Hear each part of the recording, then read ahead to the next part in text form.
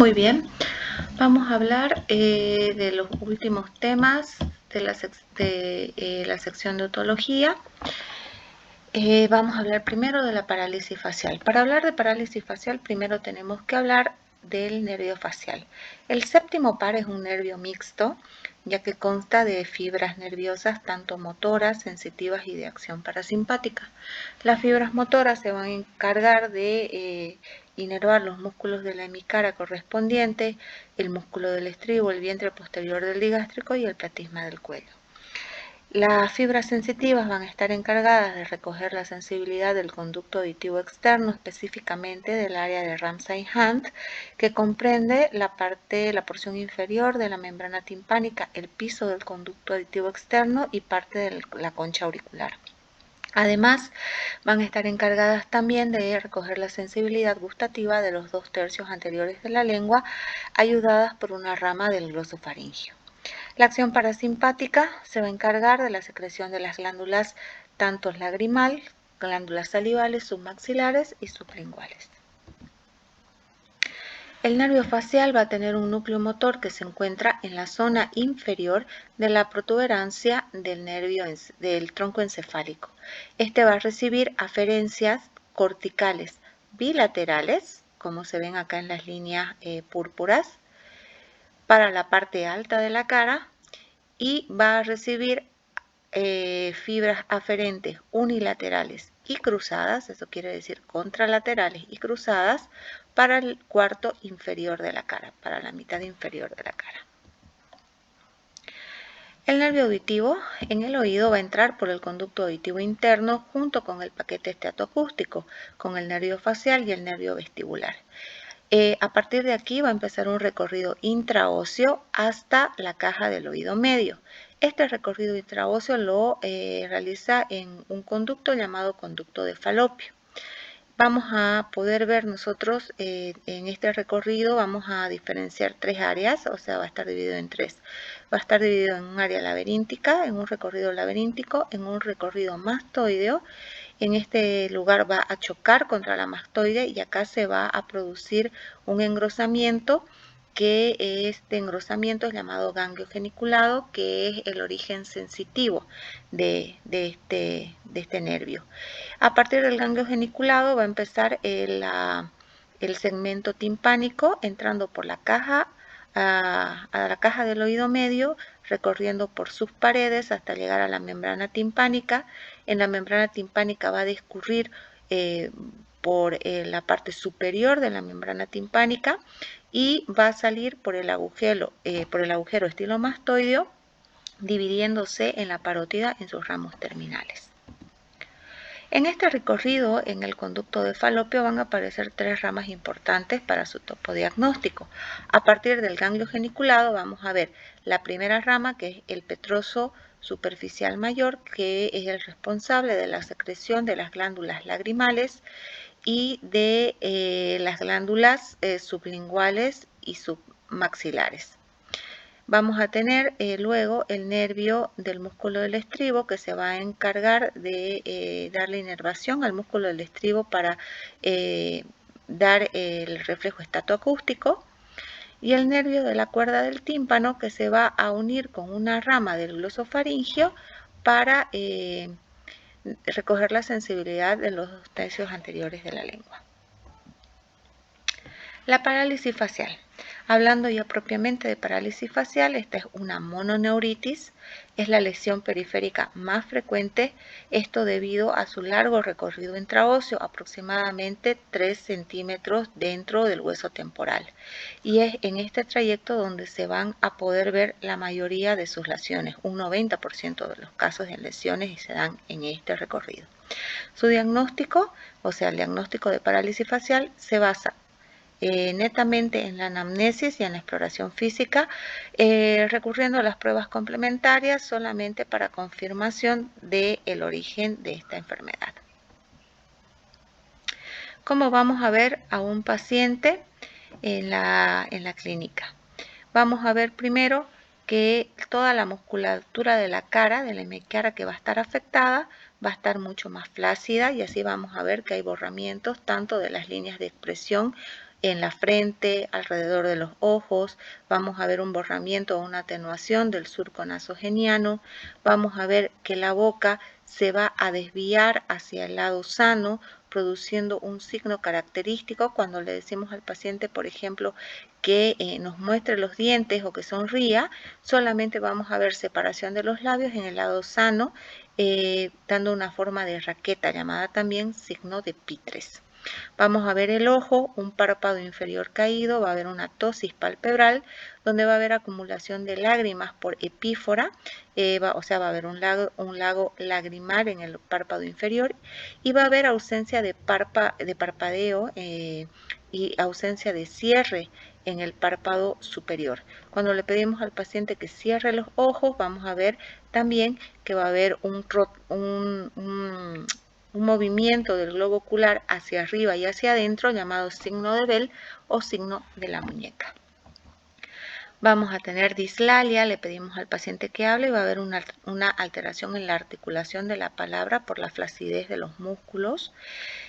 Vamos a ver una afectación sensorial gustativa de los 2/3 anteriores de la hemilengua del lado paralizado y también una afectación vegetativa secretoria de las glándulas lagrimales y salivales. Las parálisis se van a dividir en dos, parálisis centrales y periféricas. Las parálisis centrales se van a caracterizar porque va a haber una ausencia de afectación de la musculatura de la frente, o sea, de la mitad superior de la cara. La afectación solamente va a ser de la parte inferior de la cara y esto se debe a que la afectación en este tipo de parálisis es una afectación nuclear o supranuclear, o sea, por encima del entrecruzamiento de las fibras. Las causas de estas, los más frecuentes son tumores, trastornos vasculares como por ejemplo los ACVs, la poliomielitis, enfermedades neurodegenerativas como la esclerosis múltiple. Las parálisis periféricas van a estar originadas por debajo del núcleo facial, o sea, después del entrecruzamiento de las fibras. Y si pasa esto, va a tomar las dos fibras, tanto las fibras homolaterales como contralaterales, y por tanto vamos a ver que hay una afectación de toda la hemicara correspondiente a la lesión.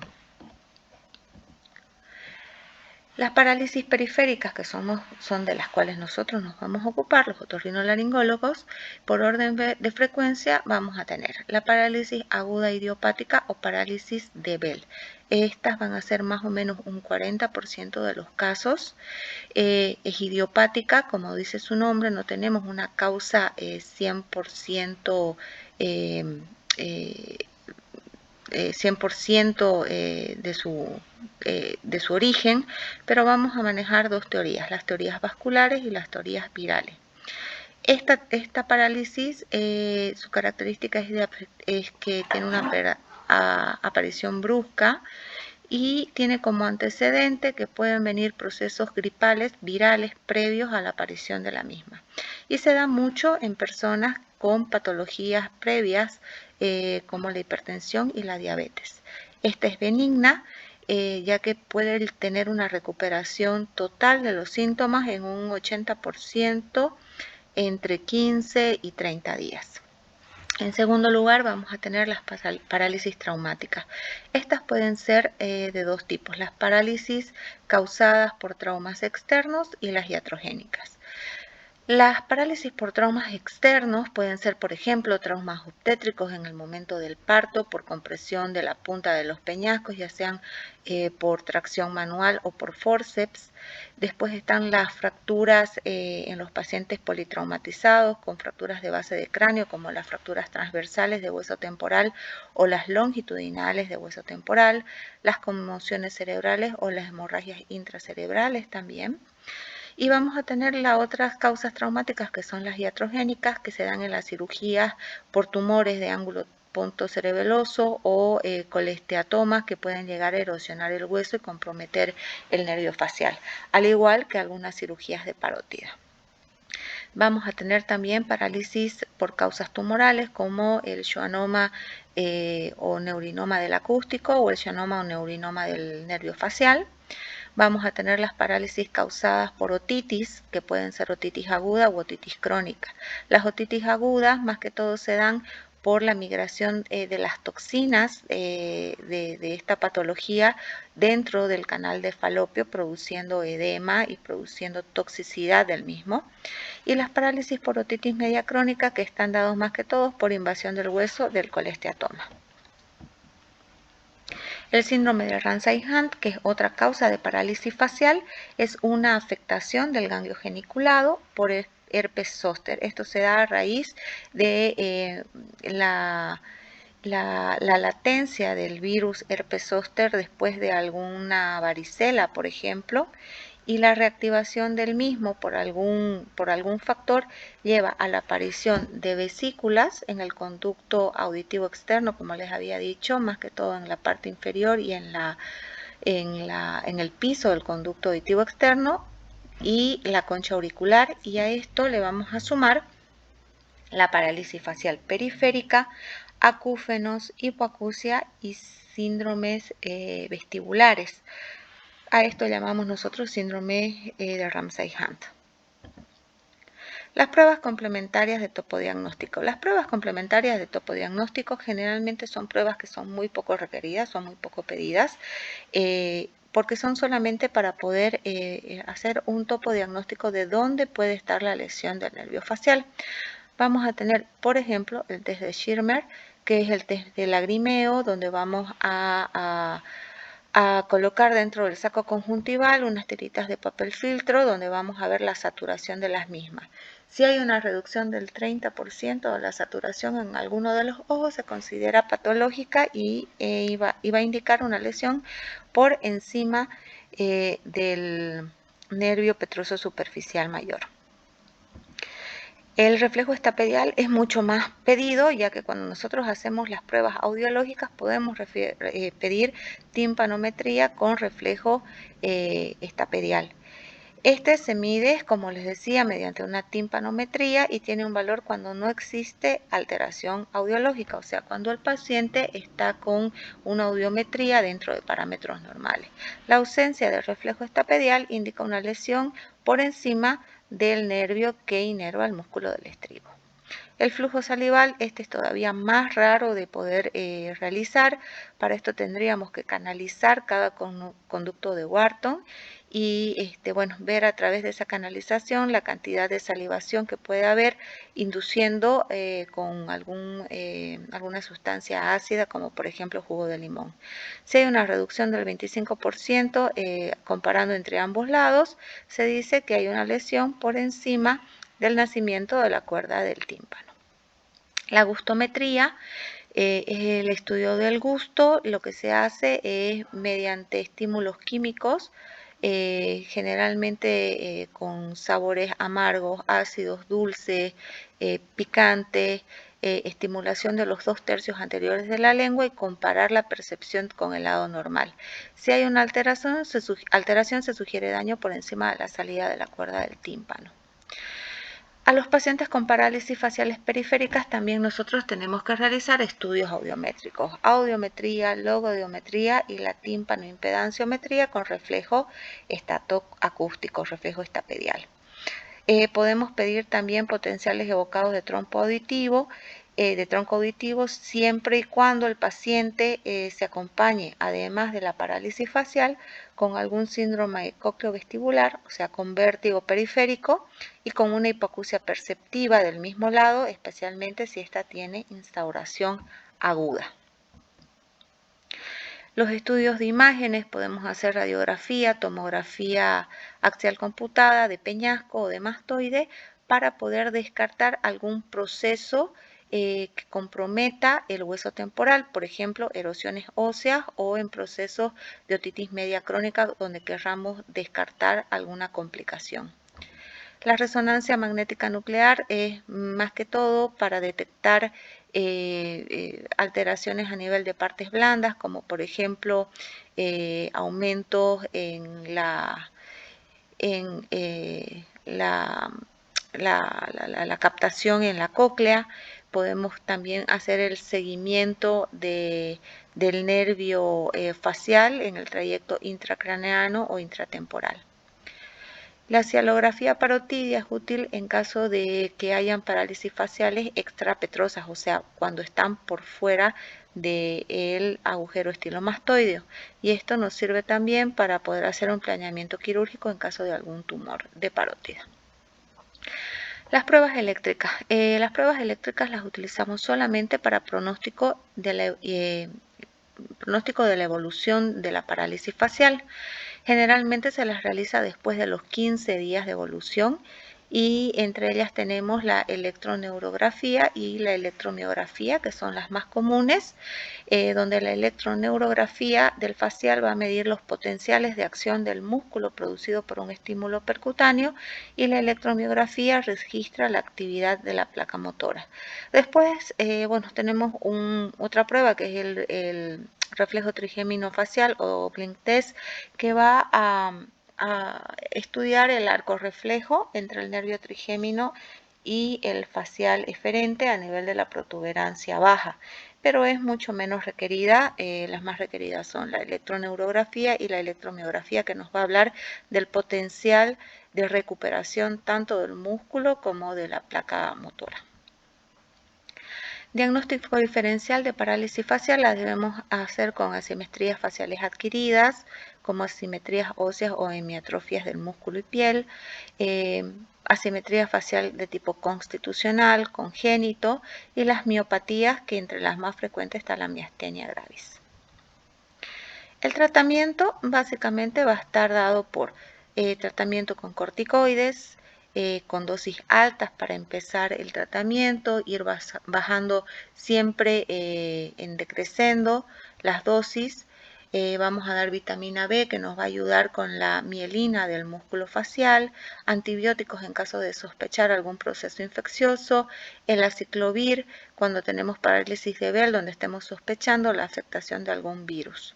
El tratamiento quirúrgico lo vamos a dejar en caso, por ejemplo, de una otitis media aguda con mucha presión dentro de la caja del oído medio, las miringotomías, las mastoidectomías en caso de alguna otitis media crónica con una complicación como el colesteatoma, y las exéresis, anastomosis e injertos en caso, por ejemplo, de tumores donde se tenga que reseccionar parte del nervio que esté comprometido por el tumor, o en fracturas donde haya habido compromiso también del nervio. Bien, hablando de fracturas, vamos a ir al otro tema, que son las fracturas de peñasco. Las fracturas de peñasco van a darse en contexto de traumatismos encefalocraneanos. Estas pueden afectar tanto estructuras auditivas como centrales y periféricas. Debido a que las fracturas de base de cráneo se acompañan de morbilidad elevada, es difícil precisar la frecuencia real de las lesiones otológicas secundarias a las mismas. Las fracturas de peñasco son las más frecuentes de la base de cráneo. Aproximadamente un 30% de las fracturas de base de cráneo son fracturas de peñasco, y esto se da por las cavidades que van a rodear al peñasco, que la hacen mucho más susceptible a su lesión. Vamos a tener tres tipos de fractura de peñasco: las fracturas longitudinales, las transversales y las mixtas. Las fracturas longitudinales, llamadas también extralaberínticas o timpánicas, en estas vamos a ver que el choque se va a producir de forma lateral al cráneo, o sea, temporoesfenoidal. La fractura va a empezar a discurrir a través de la escama del temporal, por la pared o por el piso del conducto auditivo externo, va a seguir por la caja del oído medio y va a pasar por la cápsula laberíntica, terminando en la fosa cerebral media. En este caso se va a afectar el conducto auditivo externo, la mastoides, el oído medio, la punta del peñasco, pero al pasar cerca solamente de la cápsula laberíntica y de la cóclea, solamente puede llegar a producir edema sin lesionarlo completamente. Por suerte, las fracturas longitudinales son las más benignas y las más frecuentes de todas, entre un 70-80% de todas las fracturas de peñasco. Las fracturas transversales o intralaberínticas puras, en este caso el golpe se va a dar a nivel occipital, como ven acá en la línea discontinua. La fractura va a discurrir a través de la fosa posterior hacia la pirámide petrosa, de la fosa posterior por la pirámide petrosa hasta la fosa cerebral media. En este caso va a afectar el conducto auditivo interno, la cápsula laberíntica que la va a seccionar, el sistema cócleo-vestibular, y va también a seccionar con más facilidad el nervio facial. Estas fracturas son las más graves, pero son las menos frecuentes. Tenemos las fracturas mixtas o tímpano-laberínticas. Esta es una combinación de los dos trazos anteriores y se va a dar en en grandes traumatizados, produciendo múltiples fracturas. Las manifestaciones clínicas van a ser síntomas neurológicos propios de todo traumatismo encefalocraneano. En las fracturas longitudinales nosotros vamos a ver, como dijimos, una afectación del oído externo y el oído medio, pero no del laberinto ni de la cóclea, ni del laberinto posterior ni de la cóclea. Podemos ver que va a haber otorragia. Esto puede ser por lesión del conducto auditivo externo. Incluso al hacer la otoscopía podemos ver nosotros un escalón, una asimetría en el conducto auditivo externo. Vamos a ver lesión de la membrana timpánica y por tanto salida de sangre. Equimosis mastoidea retroauricular. Podemos ver otolicoarrea si las lesiones se dan a nivel del techo antral, o sea, de la parte superior de la caja del oído medio. El paciente puede tener una hipoacusia conductiva o de transmisión, y la parálisis facial que puede llegar a presentar el paciente, en este caso es una parálisis que se va a dar por edema en el conducto de falopio. Las hipoacusias transversales van a haber afectación neurológica en el oído. Vamos a encontrar hipoacusias neurosensoriales que pueden ser uni o bilateral dependiendo de la afectación. Acúfenos, un vértigo posicional al movimiento de la cabeza que puede traer también inestabilidad, desequilibrio o lateropulsión del paciente. Y la parálisis facial que va a encontrarse es por un corte perpendicular en el recorrido del nervio. Y esta afectación es grave porque puede llegar a una afectación neural irreversible de hasta el 50% de los casos. Y después tenemos las fracturas mixtas, que tienen una combinación de síntomas de las dos fracturas anteriores, pero estas generalmente son incompatibles de la vida porque se dan en grandes traumatizados. Los exámenes complementarios, tan pronto como el estado general del paciente lo permita, el estado neurológico del paciente lo permita, tenemos que pedir una audiometría para poder evaluar la funcionalidad del oído. La radiografía, la tomografía y la resonancia magnética nuclear es para poder evidenciar justamente las lesiones a nivel óseo en la tomografía y radiografía, y la resonancia que es más útil para poder ver las posibles lesiones tanto cocleares, del laberinto posterior o las complicaciones endocraneales. El tratamiento. La atención obviamente de estos pacientes es neurológica y neuroquirúrgica. Nosotros en realidad hacemos la atención cuando nos solicitan la interconsulta, porque el paciente por ahí ya en su mejoría de la parte neurológica va a percibir de que tiene hipoacusia, tiene vértigo, tiene zumbido o ha habido salida de sangre por el oído o otolicoarrea. Nosotros debemos instaurar tratamiento antibiótico, debemos instaurar tratamientos con corticoides, que nos sirven mucho a nosotros como un elemento antiinflamatorio, no solamente por el edema cerebral, sino también para el edema en el conducto de falopio o alteración también de edema en el laberinto. Y en el tema de las parálisis faciales de instauración inmediata al traumatismo, es indispensable que se haga primero el diagnóstico, ver si el nervio facial ha sido por ahí seccionado, y en ese caso tratar de hacer un tratamiento quirúrgico para hacer la descompresión en caso de edema o una reanastomosis en caso de sección.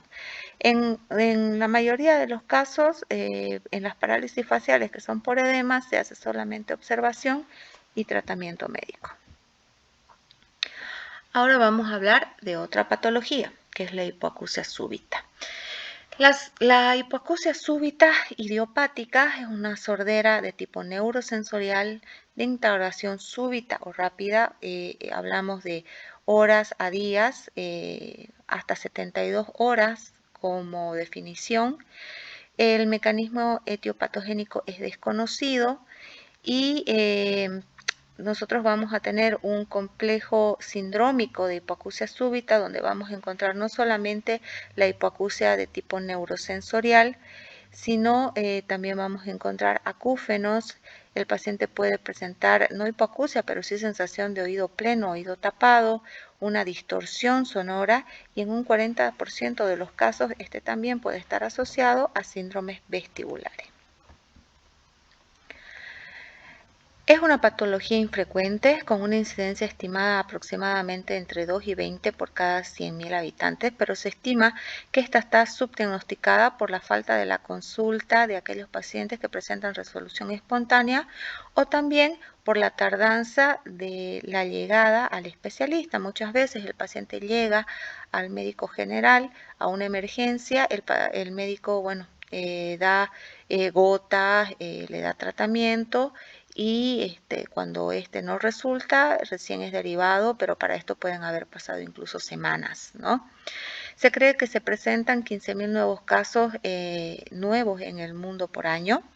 Este es igual tanto en mujeres como en hombres, pero se habla que en las mujeres se va a dar más por una causa hormonal o autoinmune y en varones más por causas vasculares. Un rango etario bastante amplio, se puede dar entre 10 y 75 años, con picos entre 25 y 40 en pacientes femeninas y 55 a 65 en pacientes varones. En pediatría, la causa más frecuente es la fiebre urleana o parotiditis. Como habíamos dicho, su etopatogenia es idiopática, pero se manejan hipótesis de la aparición.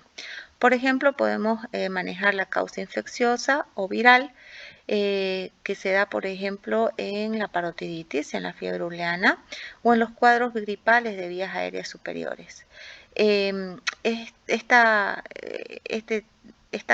hipótesis maneja que la instauración de la parálisis de la hipoacusia súbita es de instauración rápida, con una predisposición variable a la recuperación, y los gérmenes que están mayormente asociados son los adenovirus, la rubiola, el sarampión, el herpes, el citomegalovirus, la toxoplasmosis, el herpes, más común en sífilis, menos común en HIV.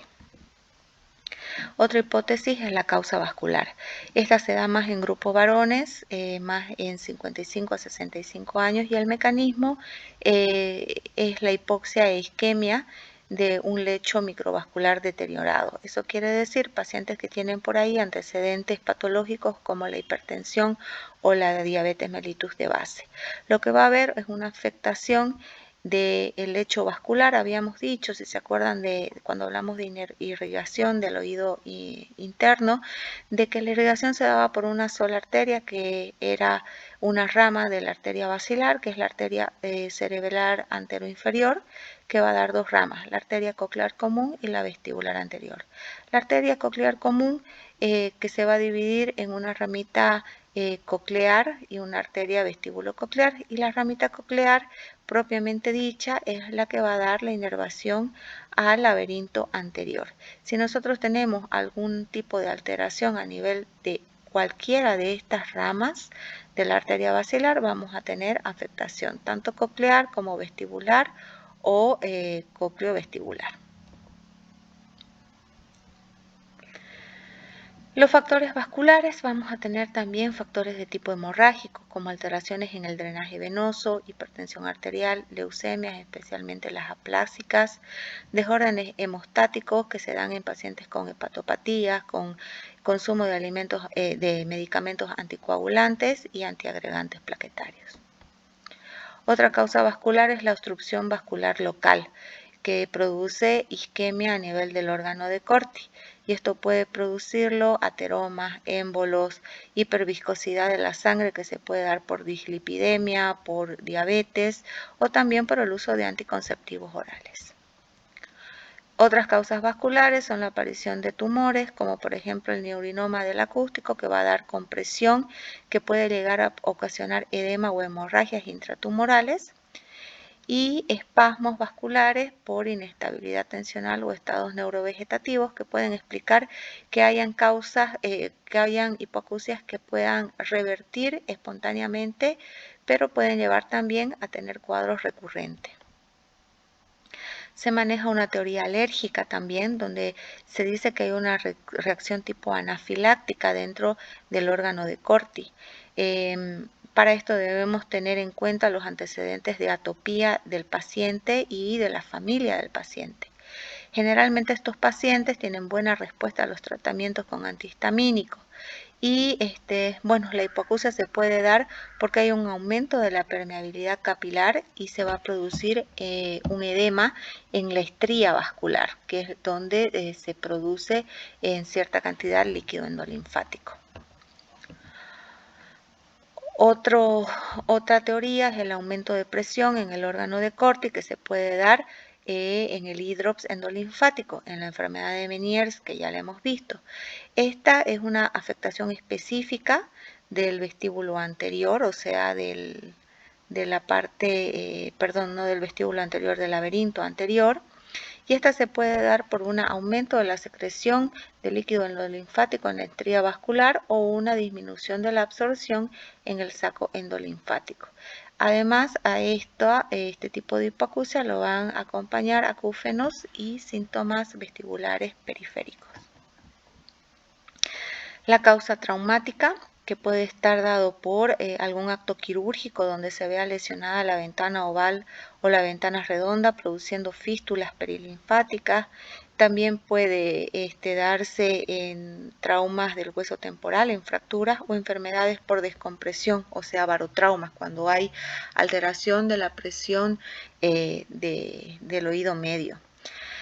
Estas generalmente van a cursar, además de hipoacusias, con síndromes vertiginosos periféricos. Podemos tener también signo de la fístula positiva en caso de fístulas perilinfáticas, y se debe realizar una exploración del lecho quirúrgico en caso de haber sido causada por alguna cirugía.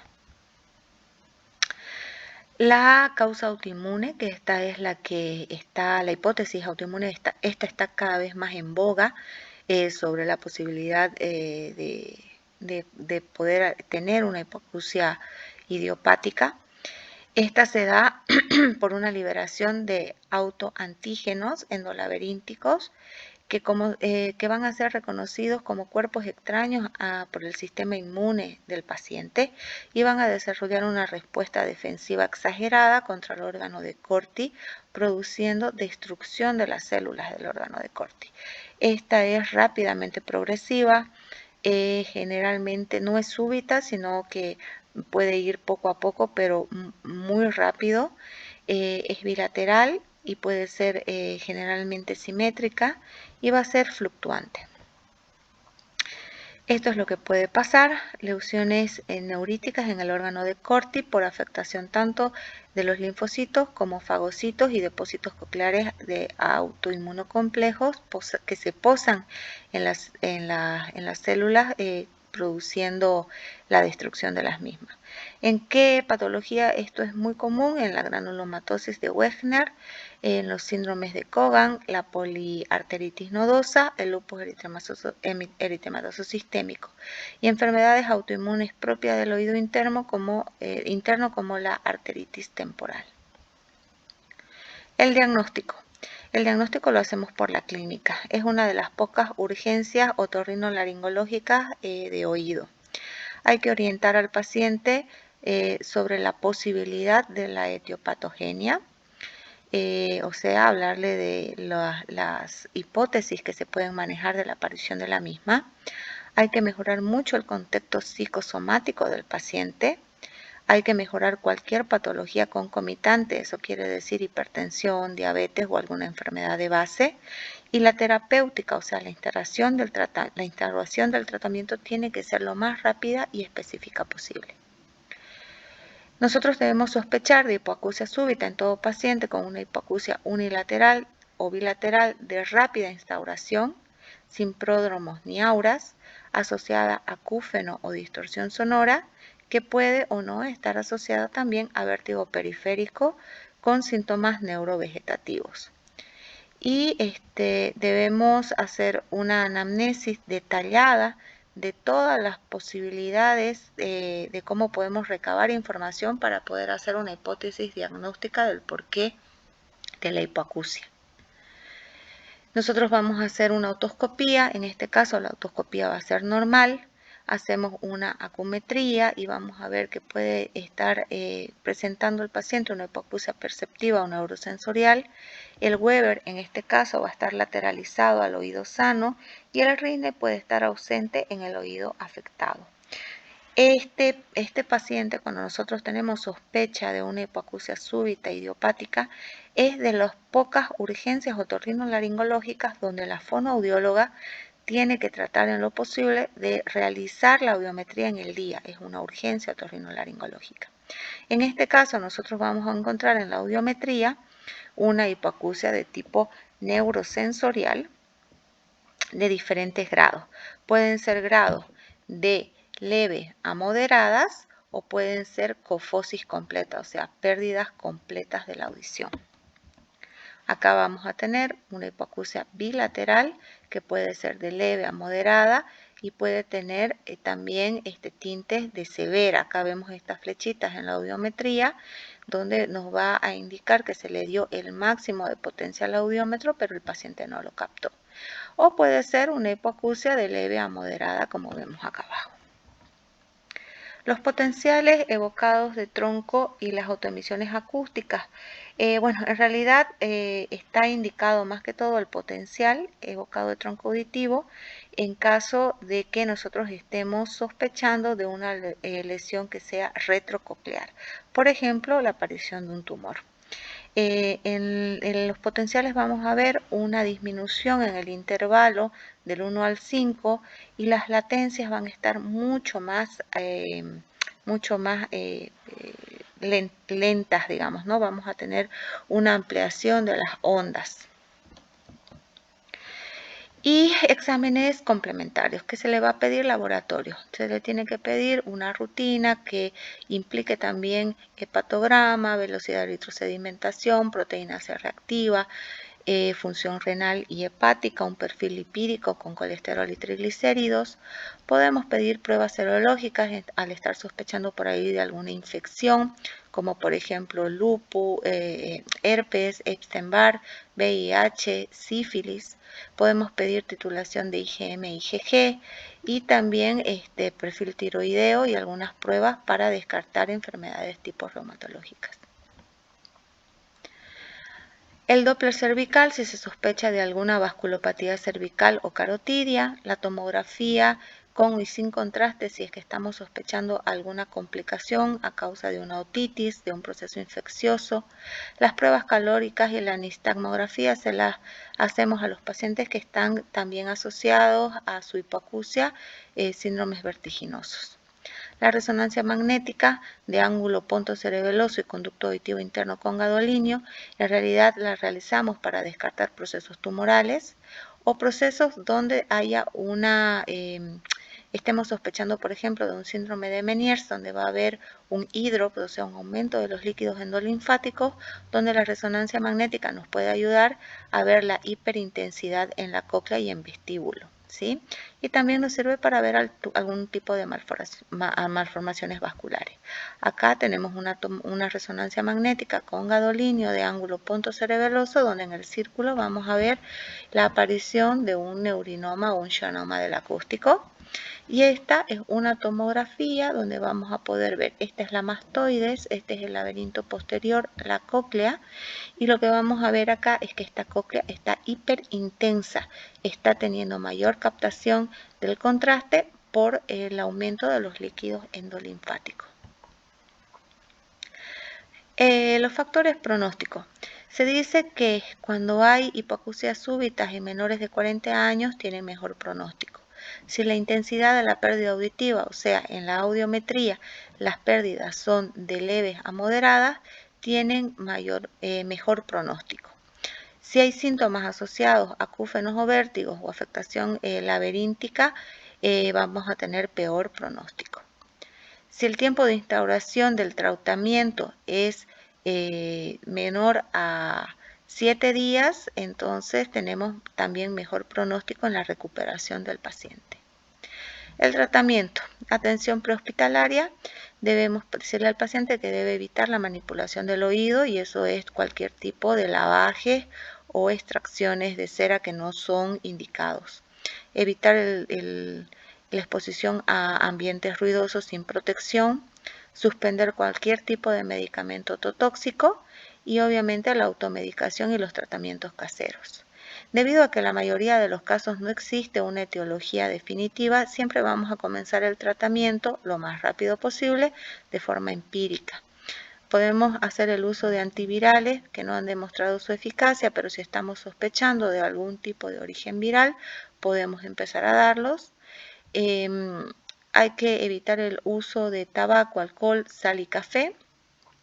Podemos empezar a usar sedantes y reposo cuando hay un componente psicológico, psiquiátrico en el paciente, o incluso simplemente el componente emocional y el estrés. Damos sedantes vestibulares como la betahistina en dosis plenas, o sea, la mayor dosis posible para iniciar. Podemos dar diuréticos en casos de sospechar de Meniere's o hidroxendo linfático. Los antagonistas de calcio son también bien tolerados por los pacientes.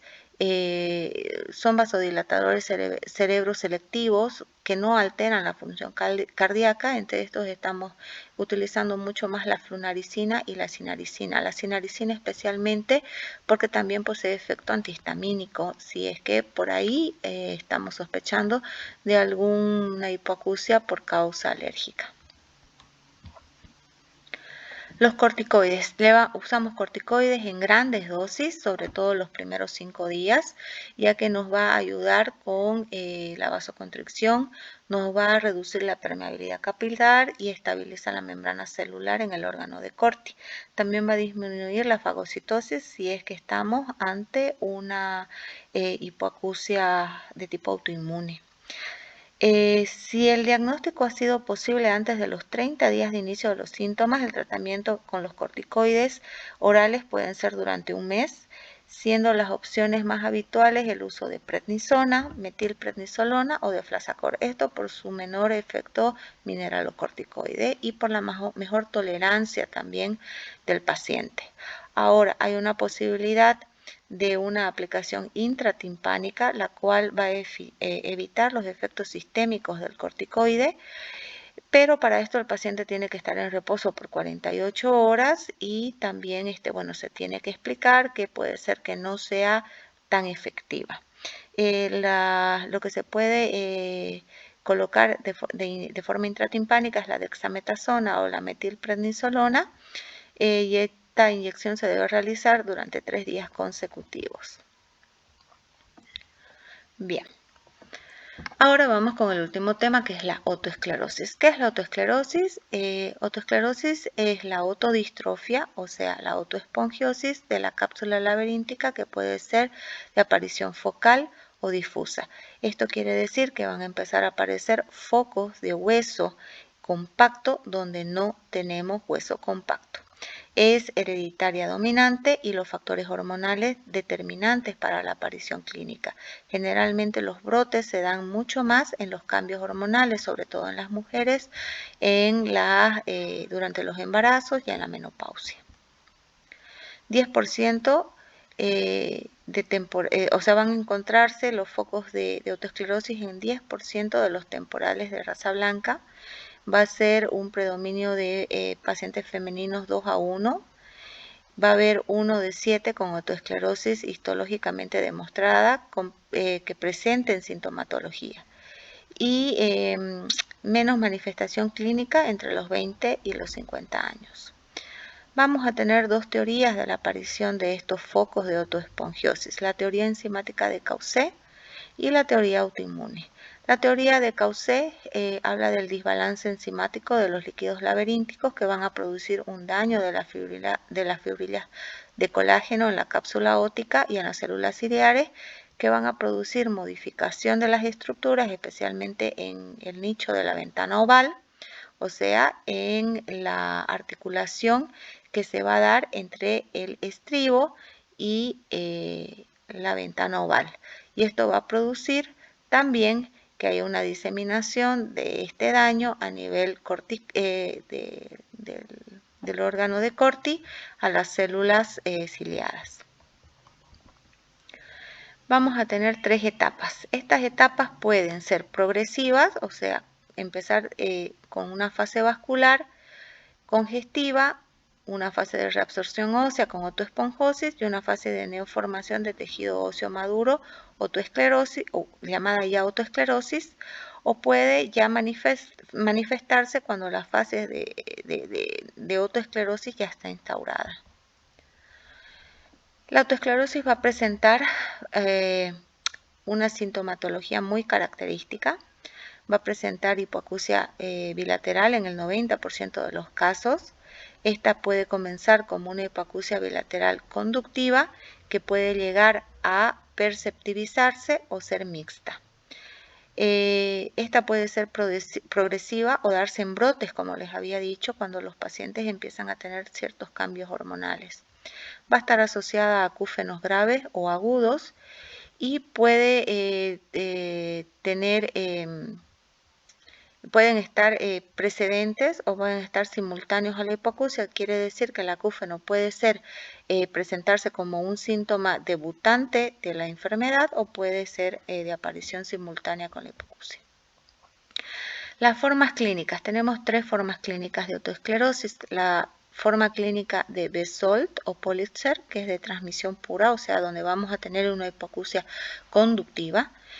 La otoesclerosis de Lermoyes, donde vamos a tener una hipoacusia mixta, o una forma clínica perceptiva pura o neurosensorial pura llamada de Manasi.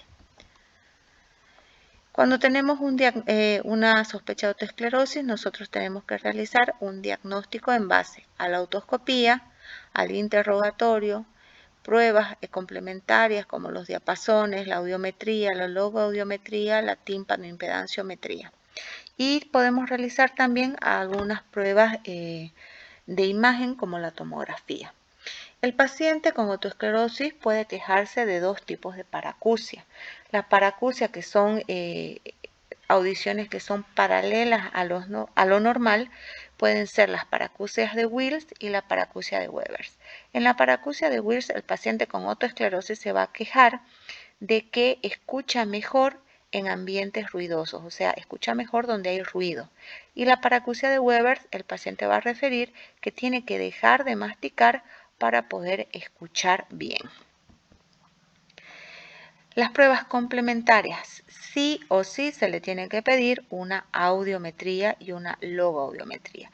En la audiometría nosotros lo que podemos ver son diferentes tipos de hipoacusia, tanto conductiva como neurosensorial, pero sobre todo nos tiene que llamar la atención la aparición de una hipoacusia de tipo mixta, que es patognomónica de la otoesclerosis. En la hipoacusia mixta habíamos dicho que tanto el componente de vía aérea y vía ósea disminuyen, pero la característica es que vamos a tener 3 o más frecuencias que separen a la vía aérea de la vía ósea con 10, 20, 30 decibeles. A este se le llama gap. La separación entre la vía aérea y la vía ósea se llama gap. Y tiene que ser más de 30 decibeles en más de 3 frecuencias. La logoaudiometría, que nos va a ayudar para poder hacer una diferencia también entre la vía aérea y la vía ósea. Y la tímpanoimpedancio, que también nos va a dar como un diagnóstico ya definitivo de otoesclerosis. En un oído normal, la timpanometría generalmente tiene que estar con su pico en 0 y tiene que haber cierta presión en la curva, o sea, tenemos que tener más de 0,75 de presión de agua en esta curva. En la otoesclerosis, por la fijación de las estructuras, por la aparición de hueso dentro de las estructuras del oído medio y de la cápsula óptica, vamos a tener una disminución en la compliance de la articulación los huesecillos, o sea, va a haber una menor elasticidad también en la membrana timpánica, que cuando nosotros la medimos en la timpanometría nos va a dar una curva chata, o sea, vamos a tener una curva situada bien en cero, pero con una presión menor que una curva A. A esta curva chata se llama curva AS. Si a esto le sumamos una audiometría con una hipoacusia mixta, bueno, tenemos prácticamente ya el diagnóstico cerrado. En los estudios de imágenes habíamos dicho que podíamos pedir una tomografía axial computada, donde lo que vamos a ver es la aparición de hueso compacto en lugares donde no tendría que haber. Acá, por ejemplo, vamos a ver la aparición de hueso compacto con un engrosamiento de la cápsula del laberinto anterior. Esta es la cóclea, el laberinto anterior, y acá hay un engrosamiento de la cápsula. Lo mismo que acá en la flechita está mostrando, tenemos la cóclea y acá tenemos un foco de otoespongiosis. Y acá lo mismo, tenemos la cóclea y otro foquito de otoespongiosis. Otra cosa que podemos observar en los pacientes de otoesclerosis, es raro, pero también se puede llegar a ver más que todo en los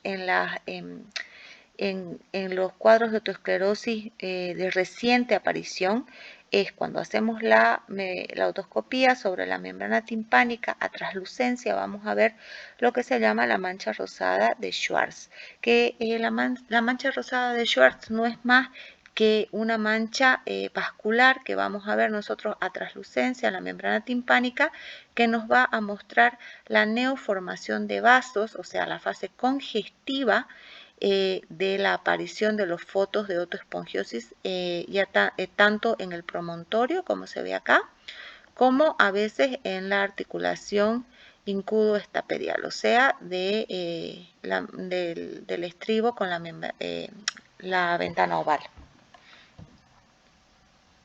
Tenemos que hacer un diagnóstico diferencial de otoesclerosis en patología de oído externo, en patología de oído medio, y las patologías generales como la heredosífilis, la sífilis congénitas y la enfermedad de Payet. El tratamiento. El tratamiento lo vamos a tomar, depende de la progresión de la enfermedad. Hay tratamientos médicos que se pueden realizar en las primeras etapas, o sea, cuando la hipoacusia está empezando, pero hasta ahora no se ha hablado de un tratamiento médico que sea definitivo y que sea 100% efectivo. Generalmente las otoesclerosis se diagnostican lamentablemente cuando ya nosotros tenemos cierta rigidez de la cadena osicular, y en este caso el tratamiento quirúrgico, que es la estapedectomía, donde tenemos que hacer un reemplazo del estribo a través de un dispositivo hecho de teflón o de alambre teflón, como vemos acá.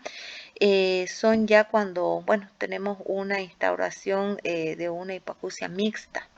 Lo que se hace generalmente es desarticular el estribo, hacer una pequeña fenestra, una ventanita en la platina del estribo, en la ventana oval, y colocar este dispositivo a forma de estribo, haciendo de que la vibración de los sonidos a través de la cadena osicular sea un poco más parecida a la normalidad, ¿sí?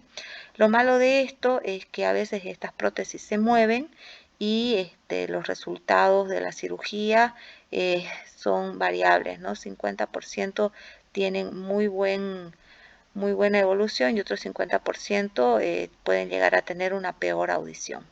Y después, cuando ya nosotros tenemos una hipoacusia instaurada, perceptiva o neurosensorial, donde ya ha tomado los focos de otoespongiosis, la cápsula óptica, en este caso lo que tenemos que darle al paciente es calidad de vida. Y para eso, bueno, se le sugiere el uso de otoamplífonos, de prótesis auditivas, los audífonos, para poder amplificar un poco el umbral auditivo.